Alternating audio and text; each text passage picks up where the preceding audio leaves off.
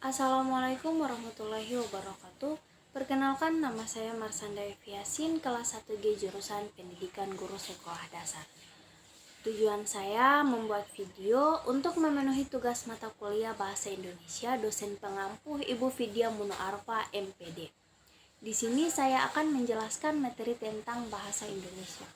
Sejarah perkembangan bahasa Indonesia. Lahirnya bahasa Indonesia tidaklah semudah yang kita bayangkan, seperti mendapatkan durian yang jatuh dari pohonnya. Bahasa Indonesia lahir dan berkembang berkat perjuangan para leluhur bangsa. Dengan kata lain, bahasa Indonesia lahir diiringi tetesan keringat, tetesan darah, dan tetesan air mata para pejuang terdahulu sebelum tahun 1928. Keberhasilan tersebut diawali dengan perjuangan dan perjalanan sejarah yang panjang. Dengan kata lain, lahirnya bahasa Indonesia sudah ada sebelum dikukuhkan pada tanggal 28 Oktober tahun 1928 oleh para pejuang waktu itu. Sebelum dikukuhkannya, bahasa Indonesia sebagai bahasa persatuan digunakan bahasa Melayu.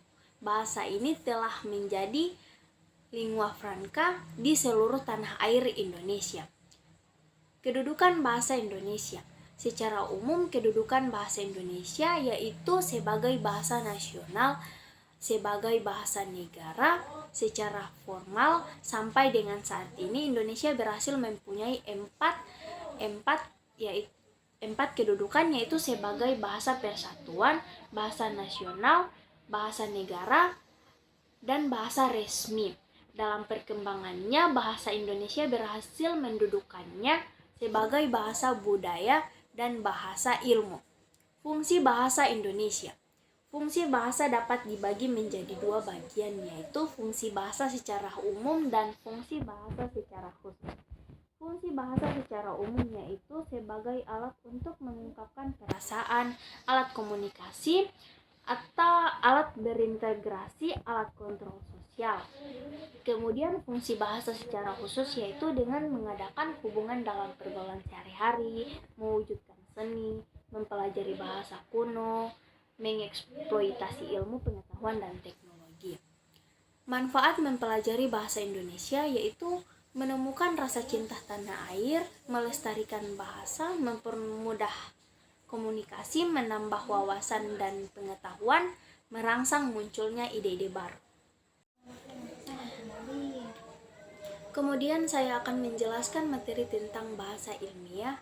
1. Pengertian ragam bahasa ilmiah.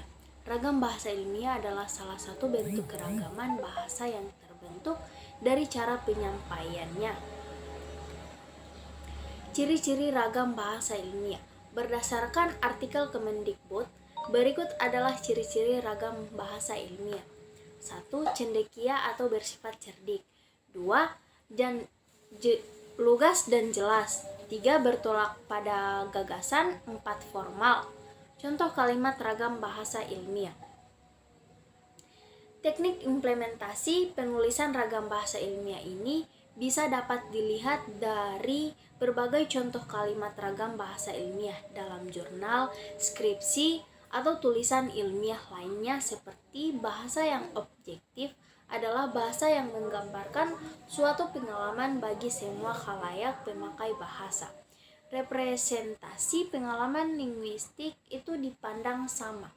Sebaliknya, bahasa subjektif menggambarkan sesuatu pengalaman oleh penulisnya yang berbeda dengan pengalaman yang dipahami oleh khalayak dalam memahami representasi. Pengalaman itu karena penulisan membawa pertimbangan, sikap, pendapat, dan komentar pribadi. Oleh karena itu, keobjektifan bahasa dapat ditingkatkan dengan memindahkan atau meminimalkan pendapat dan sikap pribadi tersebut. Pengertian ini dikutip dari Resmini N 2003, penggunaan bahasa dalam artikel ilmiah.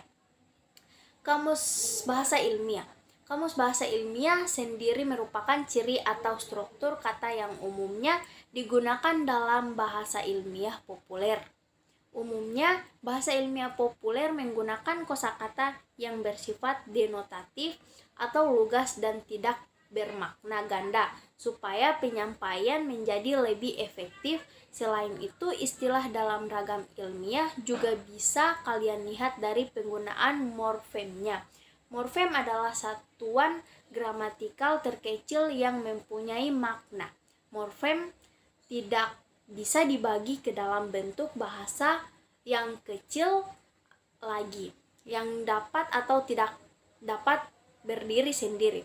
Dalam tata bahasa Inggris, morfem berfungsi untuk membedakan kata jamak, plural, kata masa lampau past tense, dan sebagainya. Baik, terima kasih. Itulah pemaparan materi dari saya. Wabillahi taufiq wal hidayah. Wassalamualaikum warahmatullahi wabarakatuh.